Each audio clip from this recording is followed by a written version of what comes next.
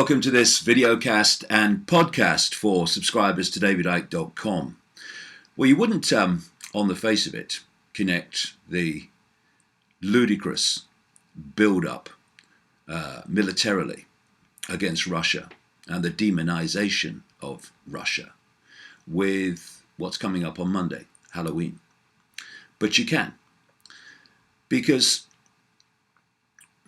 we live in a reality that is basically two worlds. There is the world populated, inhabited by the mass of the people, and then there is the world that is lived by those that are seeking to manipulate, control, and oppress and suppress those people. And those worlds are just not the same. I don't mean that one group is fantastically wealthy compared with the vast overwhelming majority of the rest. That's two worlds in itself. I'm talking about something deeper. See, we are looking at a long-planned, as I've been saying for so long, conflict between the West and Russia, with China brought in as well.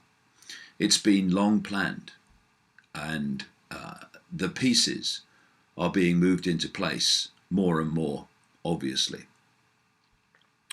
Now, imagine the mentality that it takes to coldly plan and manipulate a conflict that will cause fantastic, monumental death and destruction if it reached the level that they want.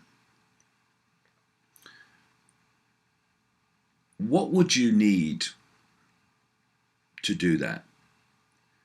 You would need a complete inability to feel compassion and to feel empathy with those you are going to kill, maim, and make suffer. And yet, we have at least two precedents for it in World War I and World War II that were both, as my books and others have explained in detail, were both long planned and didn't break out by accident or random chance. And when you look at what is happening in the world now in relation to this massive NATO build-up against Russia and this demonization of Russia, and when you see in an excellent speech this week how there seems to be just one mature world leader around, and that's Vladimir Putin, who was pointing out the ludicrous nature of what's happening, because they have absolutely no desire to invade anyone. And there is no evidence that that is the case.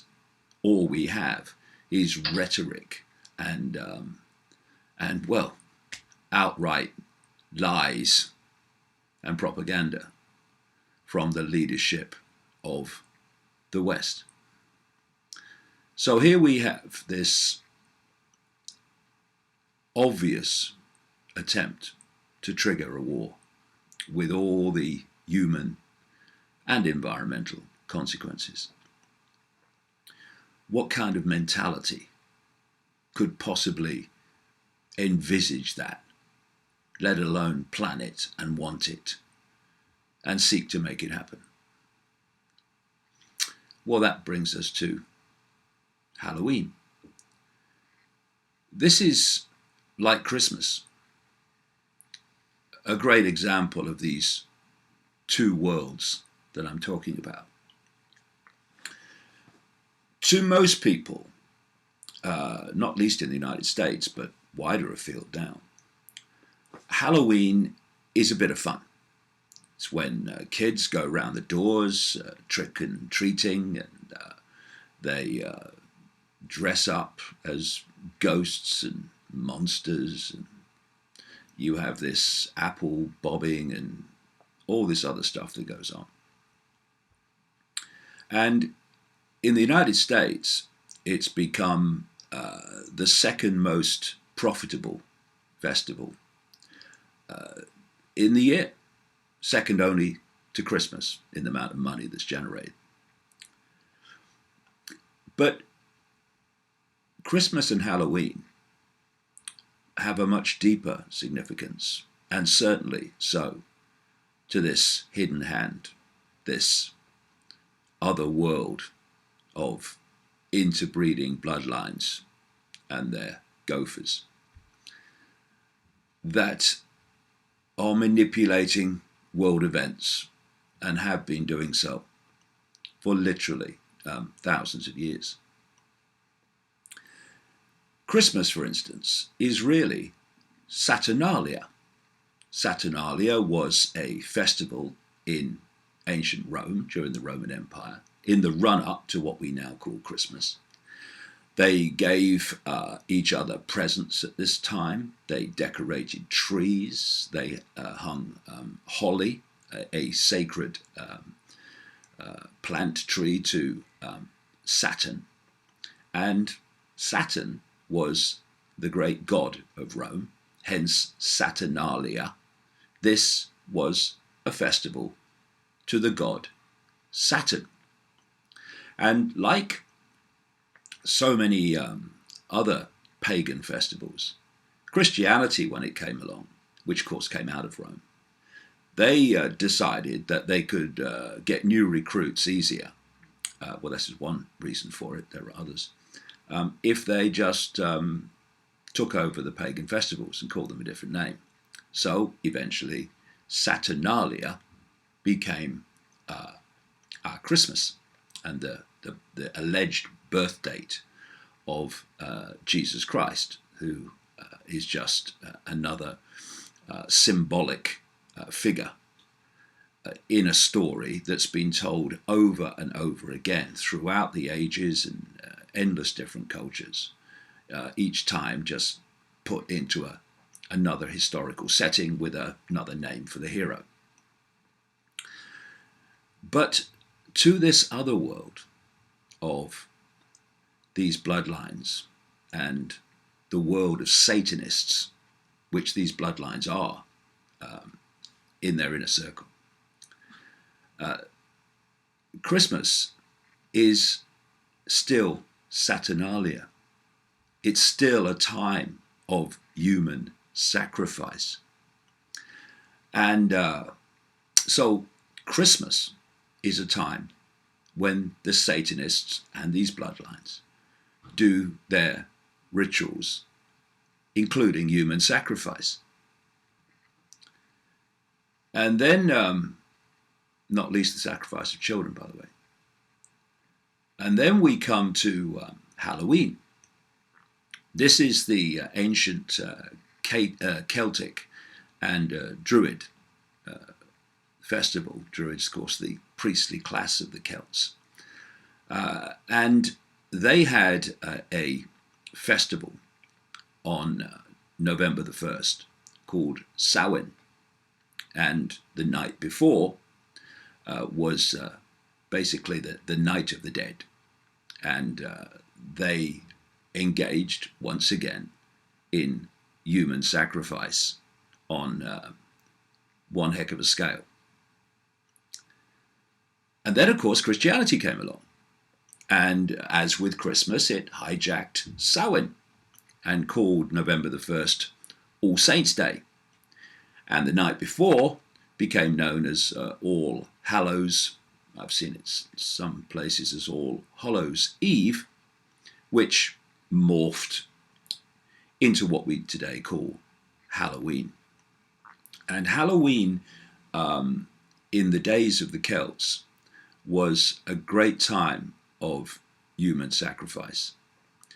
And of course, humanity reached a point where this was no longer acceptable, that you could not openly do these human sacrifices as part of your culture. But it didn't stop. When it became unacceptable to do it in the open, it went underground and has continued ever since in the networks of Satanism and the elite bloodline families who are actually the force in the end behind Satanism. Satanism, where they worship their unseen, malevolent, demonic, quote, gods. And they sacrifice to these gods. And, we have this theme where the ancients used to sacrifice young virgins to the gods. Young virgins is just code, symbolism for children. And Halloween, while kids around, particularly the Western world, are engaging in trick-or-treating and dressing up as ghosts and monsters, while they're doing that and having their fun in that side of Halloween, in the shadows, phenomenal numbers of children are being sacrificed by these crazies, these psychopaths beyond words. And people might say, well, hold on, where do all the children come from? Well, if you perceive the number of children that go missing in the world every year by the number of missing children stories you see on the news, then you are massively, beyond words, missing the plot. Extraordinary numbers of children go missing worldwide every year, never to be seen again, at least officially.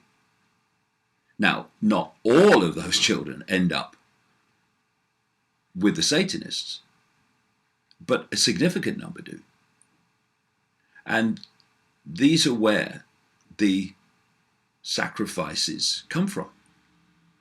And so often, a lot of these children are brought up in these cults specifically for sacrifice. And therefore, they operate in their own bubble outside of mainstream society, often with the connivance of those in authority who connect into these satanic networks. And so a lot of children that are sacrificed have never actually been officially registered as existing. They have people in these satanic cults they call breeders, women called breeders who are held in captivity and give birth to children who are then sacrificed, babies that are then sacrificed, sometimes even fetuses that are aborted and then used in sacrifice.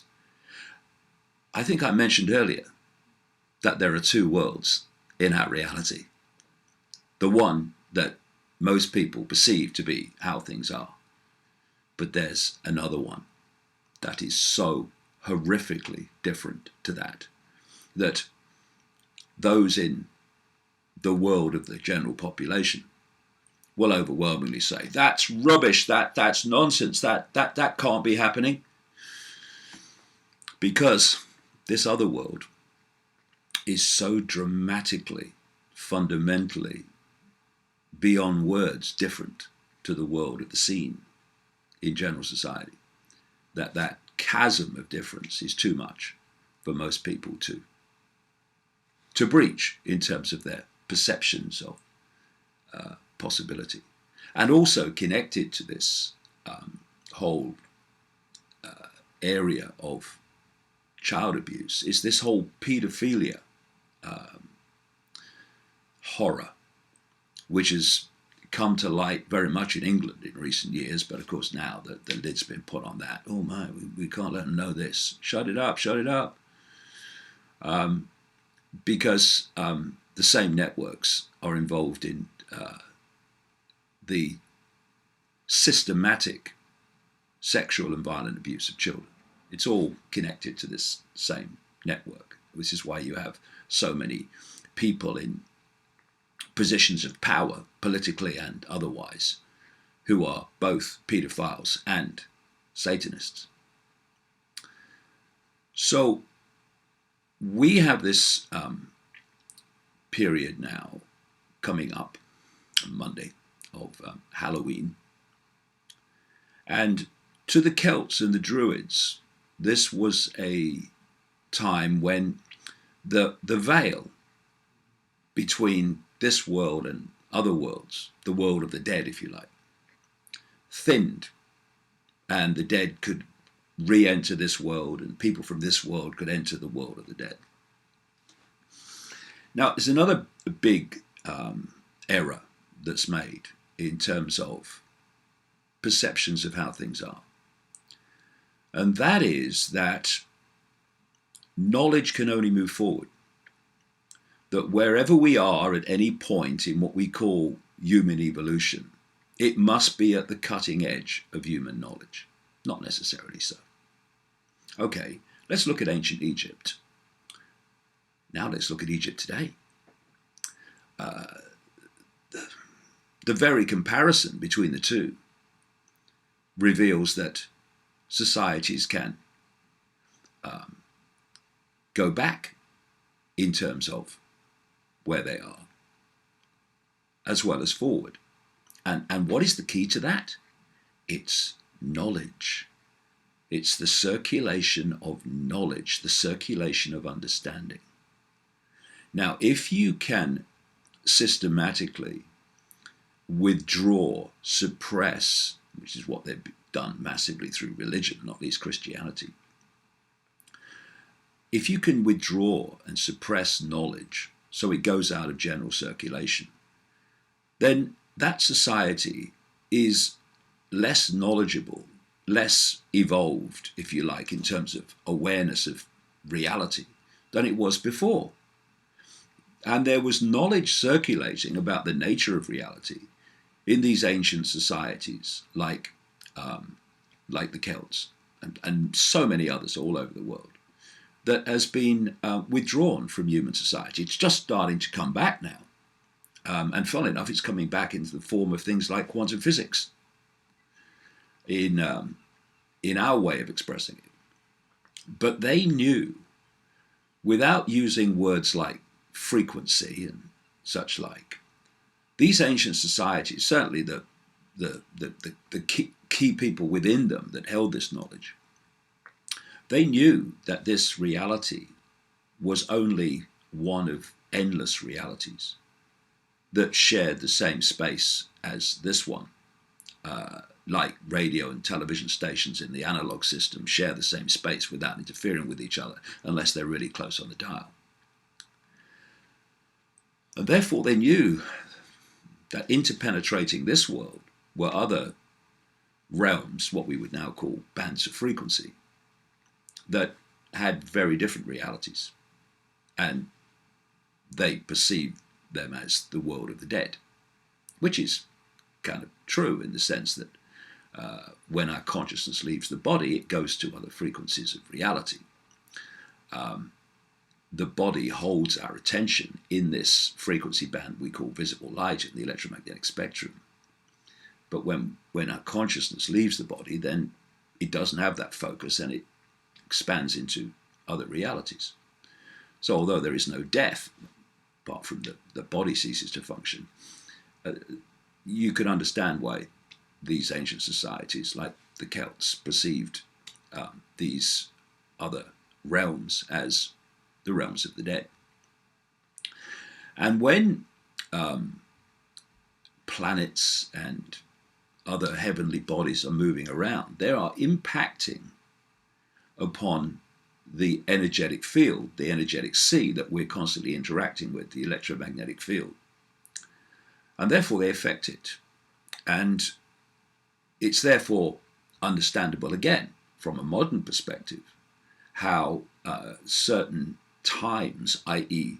states of the energetic field, would see it thin out in terms of its frequency difference between this reality and other realities than it would be normally in other parts of the year. And these Satanists and elite satanic bloodlines understand this too. They just don't want us to understand it. And therefore, they can interact with their, quote, gods in other realms of the unseen more powerfully, more easily, at certain points than they can at others. And this is where these major satanic festivals come from. And Christianity has picked up almost all of it. In fact, many churches are actually built on former pagan sites where they understood that the world is interpenetrated by energetic lines of force, actually information, which people call ley lines and meridian lines, etc. And where many of these lines cross, fantastic energetic vortexes are created, which also thin out the frequency difference between this world and other worlds. And if you put something on that spot and you do your rituals on that spot, then you can interact with these other worlds more easily. And the early Christians were people that understood this. Well, the people driving it did, and churches were put on these pagan sites, and this is why so many satanic rituals go on in some of these churches, because they're on these points. So this is what Halloween is really all about in the shadows, to those that understand what it really is and how reality really works. Now let's come back, therefore, to the build-up militarily against Russia, with the plan to instigate a third world war of mass death and destruction. And let's come back to the mentality necessary to contemplate that, let alone plan it. What kind of mentality do you need to sacrifice little kids on satanic altars, and to do it on a mass scale? How totally and utterly deleted of empathy you would have to be to do that. How totally deleted of empathy and compassion you'd have to be to violently and sexually abuse a child. That is the mentality that's running our world. That is the mentality that has no problem with mass bombing Libya to save the civilians from violence, with instigating what happened in Libya, with instigating what happened in Syria, and invading Iraq on a lie, with instigating what has unfolded in Afghanistan. These are the people with a mentality absolutely perfectly described by the sacrifices of Halloween and Christmas and Beltane and all these other festivals of sacrifice. This is the mentality that has absolutely no problem whatsoever with mass death and destruction. In fact, it gets off on it. It's what it wants. So, when people say they would never do that, what they mean is this world that they inhabit, in their minds anyway, would never do that. This other world wants to do that, is doing that, has been doing it for thousands of years, and is continuing to do it today. And only by understanding this other world and the extreme psychopathic, empathy deleted, compassion deleted mentality that operates there, can we really understand the events of this other world that the rest of us inhabit? Halloween, Christmas, in their true sense to this network of Satanists and elite bloodlines, are times of extraordinary suffering for their victims. And there's a mass version of that, and we call it war. War is just, to these people, a massive satanic time of mass bloodletting and mass death. And this mentality, this satanic cult that runs the world, is a death cult. And you can understand so many things in the world of the scene when you understand this other world that drives the world of the scene. This is a story from this week, Wiped Out, and it's all our fault. Excuse me. Humans have wiped out so many animals that the planet is on the verge of the first mass extinction. Since the age of the dinosaurs, conservationists have warned. By the end of the decade, 7 out of every 10 of the world's mammals, fish, amphibians, reptiles, and birds will have been wiped out, according to the biggest ever report into extinction. Why would there not be mass death in a world run by a death cult? Not just death of wildlife, but death of the environment, death of the forests and the rainforests, and of course, death on a vast scale of human beings, which has been happening decade after decade all over the world, most notably in the 2 world wars so far. Now they want a third, and that is the mentality behind what is going on today. And we need to get streetwise to that, because if people go on naively saying, oh, that can't be true, they'd never do that, they will do that.